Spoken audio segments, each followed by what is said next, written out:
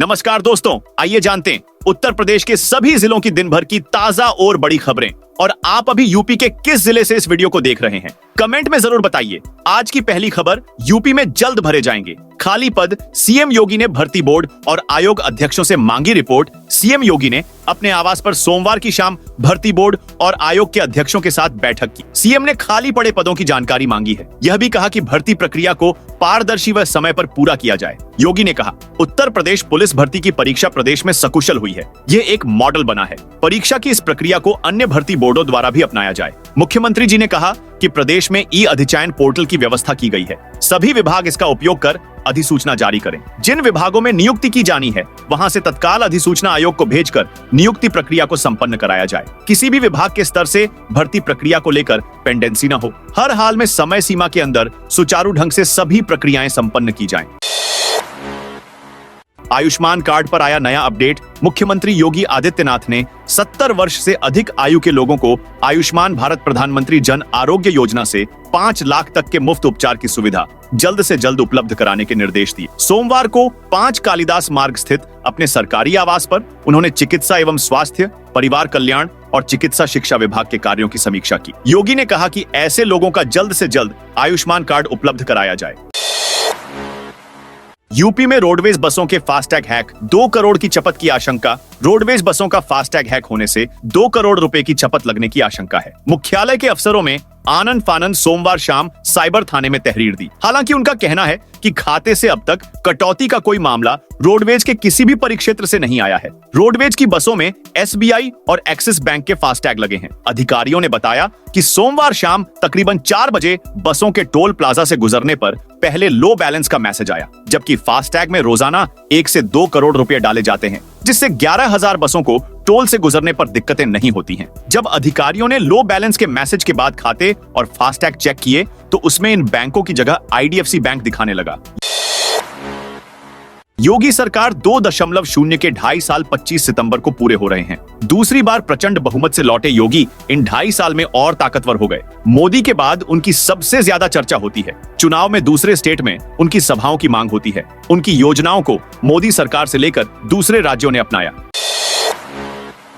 संभल में भेड़िए की दहशत, दादी की गोद से 2 माह के बच्चे को उठा ले गया। कुड़फ तहगढ़ के गांव दियोरा खास की मिल्क में जंगली जानवर मासूम को उठाकर ले गया। दीवार फंदते समय बच्चा गिर गया और उसमें लपेटे कंबल को जानवर ले गया। इलाके में भेड़िए होने की आशंका के बाद दहशत मची है। गंगा नदी पर 2 लेन के 2 पुल बनेंगे, यूपी सीड़ा देगा। बजट गंगा नदी के उस पार ट्रांस गंगा सिटी होते हुए लखनऊ जाने के लिए गंगा पर बनने वाले पुल को लेकर सेतु निर्माण निगम की ओर से किए गए सर्वे को मंडलायुक्त अमित गुप्ता की ओर से मंजूरी मिल गई है। पहले एक पुल 4 लेन का बनाया जाना था, अब 2 लेन के अगल बगल 2 पुल बनाए जाएंगे। पहला पुल धोबी घाट और दूसरा रानी घाट पर बनाने के लिए जगह देखी गई है। यूपी राज्य औद्योगिक विकास प्राधिकरण के बजट से पुलों का निर्माण सेतु निर्माण निगम की ओर से किया जाएगा। आगरा किले में 27 सितंबर से लाइट एंड साउंड शो शुरू होगा। पर्यटकों को आकर्षित करने के लिए आगरा किले में लाइट एंड साउंड शो 27 सितंबर से शुरू हो सकता है। इसके लिए किले के दीवान-ए-आम में शो का ट्रायल शुरू हो गया है। शो के लिए आयोजन समिति बनाई जा रही है, वही इस पर अंतिम मुहर लगाएगी। नोएडा ट्राई कलर कंपनी ने शो की प्रोग्रामिंग की। लेजर, होलोग्राम और 3D प्रोजेक्शन पर आधारित यह शो हिंदी और अंग्रेजी में होगा। 1 घंटे के शो में अंग्रेजी में कबीर बेदी और हिंदी में हरीश भिमानी की आवाज होगी। वाराणसी में आज से क्यूआर कोड और रूटवार चलेंगे। ई रिक्शा वाराणसी कमिश्नरेट के काशी जोन में सोमवार से ई रिक्शा का संचालन के नए क्यूआर कोड यातायात प्रणाली के तहत किया जाएगा। शहर की सड़कों पर ई रिक्शा निर्धारित रूट पर क्यूआर कोड लगाकर चलेंगे। काशी जोन के 11 थाना क्षेत्रों के 4 रूट पर संचालित रिक्शे वरुणा जोन में नहीं जा सकेंगे। काशी जोन के आदमपुर, जैतपुरा, कोतवाली, चेतगंज, सिगरा, चौक, दशाश्वमेध, लक्सा, भेलुपुर, लंका और चितईपुर थाना क्षेत्र में 10 सितंबर से ई रिक्शा को क्यूआर और कलर कोड बांटा जा रहा था। यूपी में मखाना हो गया 1400 के पार। सेहत और स्वाद का खजाना। मखाना बीते 4 साल से लगातार महंगा होता जा रहा है। पिछले 3 महीने में इसके दाम 400 रुपए बढ़े हैं। अब फुटकर बाजार में मखाना 1400 रुपए किलो के पार हो गया है। पैकेट बंद मखाने की कीमत 1800 रुपए तक जा पहुंची है। आगे सहालग और नवरात्र में इसके दाम और चढ़ने के आसार जताए जा रहे हैं। आगरा पुलिस कमिश्नरेट ने 400 मोबाइल फोन की रिकवरी की। सभी मोबाइल फोन उनके मालिकों के सुपुर्द किए गए। 400 मोबाइलों की कीमत लगभग 76 लाख रुपए है। ये सभी मोबाइल पिछले 3 महीने में चोरी हुए थे। डीसीपी सिटी सूरज कुमार राय ने बताया कि सर्विलांस सेल, नगर जोन और CIR पोर्टल के माध्यम से लोगों द्वारा मोबाइल फोन खो जाने के प्रार्थना पत्र दिए गए थे। पुलिस कमिश्नर के निर्देशों पर सर्विलांस टीम द्वारा 400 मोबाइल रिकवर किए गए।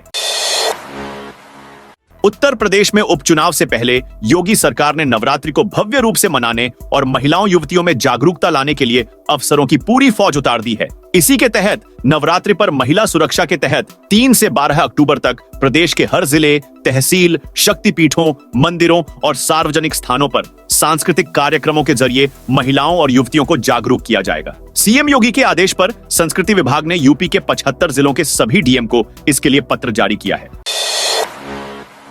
यूपी उपचुनाव से पहले जाति पर सियासत तेज। यूपी उपचुनाव से पहले राज्य की सियासत जाति पर ठहर गई है। सपा के अध्यक्ष अखिलेश यादव ने योगी सरकार पर जाति देखकर कार्रवाई करने का आरोप लगाया है। इस पर सीएम योगी आदित्यनाथ ने रामधारी सिंह दिनकर की कविता पोस्ट कर पलटवार किया है। सीएम योगी ने कवि रामधारी सिंह दिनकर की जयंती पर श्रद्धांजलि देते हुए उनकी कविता की कुछ पंक्तियों का हवाला दिया। उन्होंने कहा, जाति जाति का शोर केवल कायर और क्रूर लोग ही करते हैं। यह टिप्पणी अखिलेश यादव की ओर इशारा माना जा रहा है। उत्तर प्रदेश के मुख्यमंत्री योगी आदित्यनाथ ने सोमवार को मिर्जापुर के गोपालपुर विकासखंड पहाड़ी में 765 करोड़ की 127 विकास परियोजनाओं का लोकार्पण शिलान्यास किया। कार्यक्रम में स्वामी विवेकानंद युवा सशक्तिकरण योजना के तहत 1500 से अधिक युवाओं को स्मार्टफोन और टैबलेट वितरित किए गए। सीएम योगी ने मत्स्य आहार प्लांट की स्थापना के लिए पहली किस्त के रूप में लगभग 4 करोड़ रुपए का चेक भी प्रदान किया। बंदर भगाने की मशीन। ताजमहल में लगे बैरियर में लगेंगे उपकरण। ताजमहल परिसर और उसके आसपास बंदरों की समस्याओं को हल करने के लिए पर्यटन पुलिस अल्ट्रासोनिक मंकी रिपेलर मशीनों का उपयोग करने की योजना बना रही है। ताजमहल के पूर्वी और पश्चिमी गेट, स्मारक के अंदर और पार्किंग में सैकड़ों बंदर मौजूद हैं जो पर्यटकों को परेशान कर रहे हैं। एक साल में बंदरों के काटने की 20 से अधिक घटनाएं हो चुकी हैं, जिससे विदेशी पर्यटकों में चिंता बढ़ी है। इस समस्या से निपटने के लिए ताजमहल के चारों ओर स्थित 11 पुलिस बैरियर पर अल्ट्रासोनिक मशीनें स्थापित की जाएंगी। शुरू में एक मशीन का परीक्षण किया जाएगा और यदि यह सफल रहा तो सभी 11 बैरियर पर मशीनें लगाई जाएंगी। नवरात्र में बंद कराई जाए मांस मदिरा की दुकानें। 3 अक्टूबर से नवरात्र शुरू हो रहा है। इसके पहले शिवसेना के पदाधिकारियों व कार्यकर्ताओं ने सूबे के मुख्यमंत्री योगी आदित्यनाथ को एक पत्र भेजा है। शिव सैनिकों ने मुख्यमंत्री से मांग की है कि नवरात्र के पवित्र दिनों में मंदिरों के आसपास समेत अन्य प्रमुख स्थानों पर लगी मांस मदिरा की दुकानों को पूरी तरह से बंद कराने का आदेश जारी किया जाए। प्रदेश सचिव रुचि अभिषेक तिवारी की अगुवाई में इस संबंध में मेजा SDM और ACP को भी ज्ञापन सौंपा गया है। पर्यटन स्थलों पर नहीं ले जा सकेंगे प्लास्टिक की बोतलें। पर्यटन विभाग ने पर्यावरण संरक्षण के लिए इको पर्यटन स्थलों के अंदर प्लास्टिक की बोतलें लेकर जाने पर प्रतिबंध लगाने की तैयारी शुरू कर दी है। QR कोड लगाकर प्लास्टिक की बोतलों को पर्यटकों से जमा करवाया जाएगा। पर्यटन स्थल के बाहर आने पर उन्हें बोतलें वापस कर दी जाएंगी। साथ ही विभाग की तरफ से पर्यटकों को पर्यावरण संरक्षण के लिए जागरूक किया जाएगा। बच्चों से भरी स्कूली बस को ARTO ने पकड़ा। प्रतापगढ़ के अंतु कोतवाली इलाके में एक स्कूली बस को ARTO दिलीप गुप्ता द्वारा कागजात न पूरे होने के कारण रोके जाने और बाद में ARTO कार्यालय ले जाने का मामला सामने आया है। यह बस बिहारगंज स्थित ATS स्कूल की थी, जो बच्चों को स्कूल से घर छोड़ने जा रही थी। बस के कागजात पूरे न होने पर ARTO ने बस को रोककर जब्त कर लिया, जिससे बच्चों के अभिभावक और स्कूल प्रशासन में हंगामा मच गया। वाराणसी आगरा वंदे भारत एक्सप्रेस में ड्यूटी की मांग को लेकर रेल कर्मियों का प्रदर्शन। देश की VVIP और semi high speed train Vande Bharat express को चलाने के लिए अब बनारस में राड शुरू हो गई है। बनारस से आगरा के लिए शुरू हुई वंदे भारत ट्रेन का संचालन NCR के ड्राइवर व गार्ड से करवाने की जगह NIR के ड्राइवर व गार्डों से कराने की मांग की गई। NIR के ड्राइवरों और गार्ड ने ट्रेन के आगे ट्रैक पर कुछ देर बैठकर धरना देने के बाद प्लेटफार्म पर भी धरना प्रदर्शन कर अपनी मांगों को बुलंद किया। इससे पहले आगरा और लखनऊ में भी इसी तरह की स्थिति देखने को मिल चुकी है। आगरा में तो चालकों और गार्डों के बीच मारपीट तक हो गई थी, कपड़े फाड़ दिए गए थे, चालकों जबरिया ट्रेन से बाहर कर दिया गया था।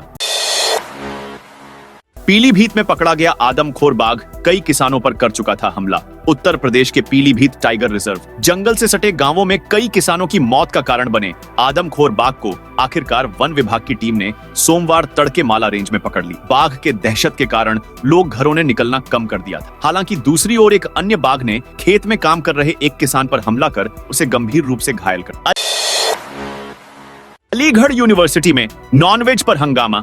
अलीगढ़ मुस्लिम विश्वविद्यालय AMU में लॉ फैकल्टी में आयोजित फ्रेशर पार्टी में नॉनवेज खिलाने पर हंगामा हो गया। पीड़ित शाकाहारी छात्रों का कहना है कि मोमोज में नॉनवेज बिना बताए सर्व कर दिया गया। वहीं प्रॉक्टर टीम का कहना है कि वेज और नॉनवेज के स्टॉल अलग अलग लगे थे। मामले की जांच कराई जा रही है। एटा के ब्लॉक जलेसर क्षेत्र के गांव सराय नियम स्थित प्राथमिक विद्यालय स्टाफ में जूते चप्पल के साथ मारपीट का मामला सामने आया है। व्यापारियों को एक और राहत देने जा रही योगी सरकार। यूपी की योगी सरकार माल एवं सेवा कर टैक्स GST को लेकर व्यापारियों को बड़ी राहत देने वाली है। GST के विवादों के समाधान के लिए सरकार जल्द ही यूपी के 5 जिलों लखनऊ, वाराणसी, प्रयागराज, आगरा व गाजियाबाद में ट्रिब्यूनल खोलने जा रही है। इसके खुलने के बाद व्यापारियों को बड़ी राहत मिलेगी। उनके GST टैक्स के विवादों के समाधान की राह आसान होगी। इसमें कुल 4 सदस्य होंगे, 2 न्यायिक सेवा और 2 में एक केंद्र व एक राज्य कर सेवा का अधिकारी होगा। राज्य कर मुख्यालय ने शासन को यह प्रस्ताव भेज दिया है और जल्द ही इस पर फैसला होने की संभावना है।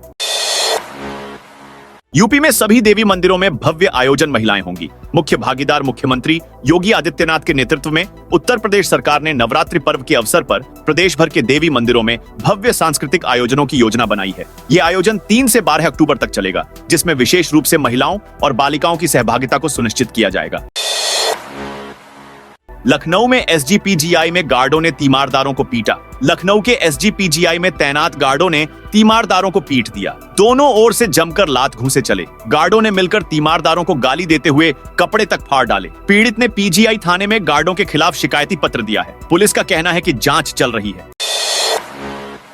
कब्रिस्तान में दफनाए गए शव का सिर काट ले गए बदमाश। यूपी के बिजनौर से एक सनसनीखेज मामला सामने आया है, जहां एक कब्रिस्तान में दफनाए गए शव का सिर काटकर ले जाने का मामला सामने आया है। साथ ही मौके पर तंत्र क्रिया का सामान भी बरामद हुआ है। वहीं सूचना मिलने पर पुलिस भी मौके पर पहुंची और मामले की जांच पड़ताल में जुट गई।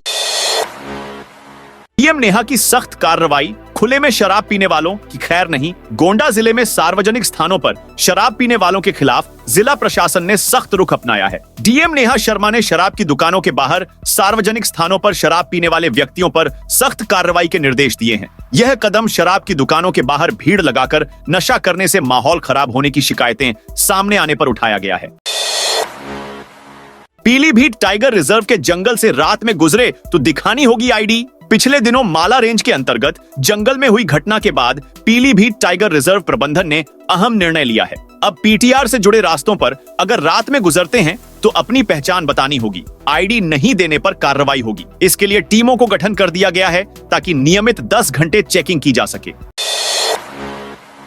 आसमान छूती कीमतों के बीच 30 टन लहसुन जमीन में दफन करने की तैयारी। कस्टम विभाग द्वारा गोरखपुर से सोनौली के साथ कुशीनगर रूट पर पकड़े गए करीब 30 टन चाइनीज लहसुन का निस्तारण जल्द किया जाएगा। सेहत के लिए खतरनाक लहसुन को जमीन में दबाकर नष्ट किया जाना है। उसका मार्केट में मूल्य 40 लाख रुपए से अधिक बताया जा रहा है। भारत सरकार ने चाइनीज लहसुन को सेहत के खतरनाक मानते हुए आयात को लेकर प्रतिबंधित कर रखा है। देश में लहसुन की आसमान छूती कीमतों के चलते नेपाल से बड़ी मात्रा में चाइनीज लहसुन की तस्करी हो रही है। इसके लिए कस्टम विभाग कमेटी बना रहा है। बताया जा रहा है कि नगर निगम के सहयोग से इसका वैज्ञानिक तरीके से निस्तारण किया जाना है। शंकराचार्य बोले, हिंदुओं का वोट लेकर उन्हीं के साथ धोखा। जगत गुरु शंकराचार्य स्वामी अविमुक्तेश्वरानंद सरस्वती सोमवार को लखनऊ पहुंचे। उन्होंने कहा, हिंदुओं का वोट लेकर हिंदुओं के साथ धोखा हो रहा है। देश में न राष्ट्रपति हिंदू हैं, न प्रधानमंत्री हिंदू हैं। अगर ये हिंदू होते तो एक भी गाय की हत्या नहीं होती। महाकुंभ क्षेत्र में बिजली व्यवस्था को नया स्वरूप दे रही है योगी सरकार। प्रयागराज में महाकुंभ 2025 के आयोजन को लेकर युद्ध स्तर पर तैयारियां चल रही हैं। योगी सरकार की मंशा के अनुरूप महाकुंभ क्षेत्र में बिजली, सड़क और पानी आदि की बुनियादी व्यवस्था के साथ अन्य कार्यों में तेजी से प्रगति हो रही है। महाकुंभ को लेकर अन्य विभागों की तरह ही बिजली विभाग में कई नए प्रयोग किए जा रहे हैं। इस बार महाकुंभ को पावर कट की समस्या मुक्त रखने की योजना को धरातल में उतारा जाएगा। इसके लिए सोलर एनर्जी पर आधारित हाइब्रिड सोलर लाइट मेला क्षेत्र में लगाई जाएंगी। भोजपुरी स्टार अक्षरा सिंह के ठुमके लगते ही मचा बवाल। आजमगढ़ महोत्सव के आखिरी दिन रविवार को भोजपुरी नाइट में भारी बवाल हुआ। इस दौरान भोजपुरी स्टार अक्षरा सिंह के कार्यक्रम के बीच दर्शकों ने स्टेज पर चप्पल, जूते और पानी की बोतलें फेंकी। स्थिति नियंत्रण से बाहर होते देख पुलिस को लाठीचार्ज करना पड़ा।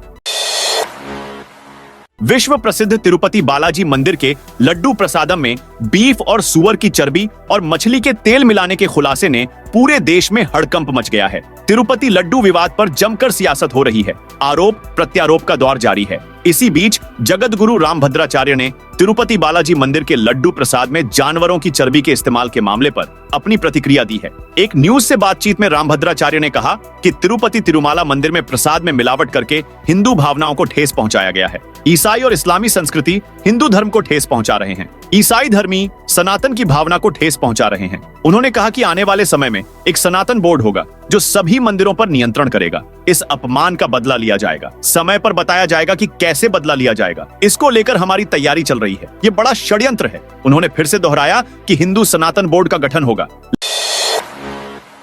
लखनऊ में बिल्डर के घर 40 लाख की चोरी। लखनऊ में बिल्डर के घर को चोरों ने निशाना बनाया है। चोर गेट का ताला तोड़कर अंदर दाखिल हुए और पूरा घर खंगाल डाला। 25 लाख कीमत के जेवर और 15 लाख रुपए नकद चुरा ले गए। घटना की सूचना मिलने पर एसीपी विभूति खंड राधा रमन सिंह ने थाना पुलिस, डॉग स्क्वाड और फॉरेंसिक टीम के साथ जांच पड़ताल की। पीड़ित बिल्डर किडनी ट्रांसप्लांट के लिए पैसा जुटा रहे थे।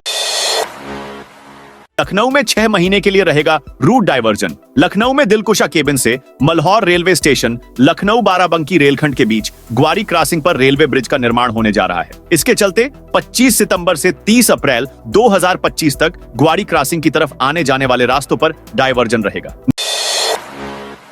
नवरात्रि पर मेहर स्टेशन पर 5 मिनट रुकेगी ट्रेन। नवरात्रि के मौके पर मेहर स्टेशन में 20 ट्रेनें अस्थायी रूप से 5 मिनट के लिए रुकेंगी। रेलवे की तरफ से नवरात्रि के मौके पर तीर्थ यात्रियों को सुविधा देने के लिए यह शेड्यूल जारी किया गया है।